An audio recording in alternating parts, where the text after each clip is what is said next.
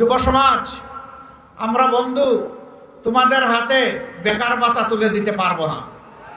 বেকার ভাতা তুলে দিয়ে তোমাদেরকে অপমানিত করতে চাই না। তোমাদের প্রত্যেকটা হাতকে দেশ গড়ার কারিগরের হাতে পরিণত করতে চাই এবং তোমাদের হাতে আমরা মর্যাদার কাজ তুলে দিতে চাই। সেদিন প্রত্যেকটা যুবক যুবতী দাঁড়িয়ে নিজের বুকের দিকে ইশারা করবে, আমি বাংলাদেশ। ঘরে চলাচলে এবং কর্মস্থলে তিন জায়গায় দুটা জিনিস অগ্রাধিকারের ভিত্তি আগেই আমরা নিশ্চিত করবো ইনশাআল্লাহ। একটি হচ্ছে মায়ের মর্যাদা, আরেকটি হচ্ছে তাদের অবশ্যই আমরা নিরাপত্তা নিশ্চিত করব। এই দুই জিনিস এখন নেই, আমরা বদ্ধপরিকর ইনশাআল্লাহ আমরা এটা করব। যারা এই কথাগুলা ছড়ায় তারা ইতিমধ্যে টের পেয়েছে মারা কোন দিকে তাকিয়ে আছে। মাদের দৃষ্টি এখন মুক্ত নতুন বাংলাদেশের দিকে, পরিবর্তনের বাংলাদেশের দিকে।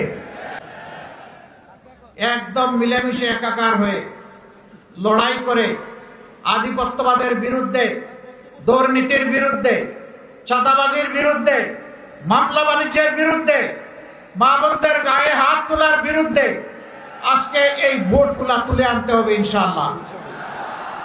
নতুন বাংলাদেশের পক্ষে আনতে হবে।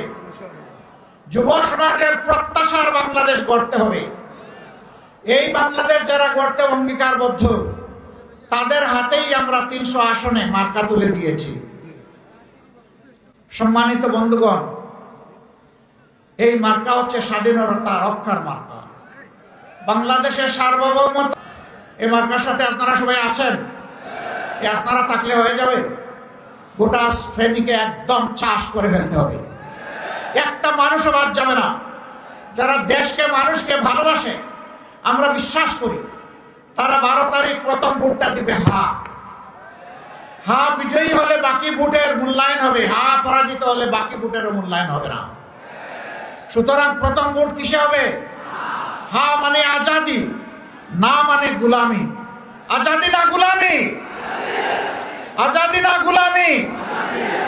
লিল্লাহি তাকবীর। বিভিন্ন জায়গায় আমরা মাথা গরম হালত দেখতে পাচ্ছি।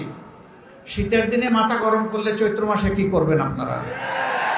একটু মাথাটা ঠান্ডা রাখেন, একটু জুলাই যোদ্ধাদেরকে সম্মান করুন, এতগুলা শহীদের প্রতি একটু শ্রদ্ধা প্রদর্শন করুন।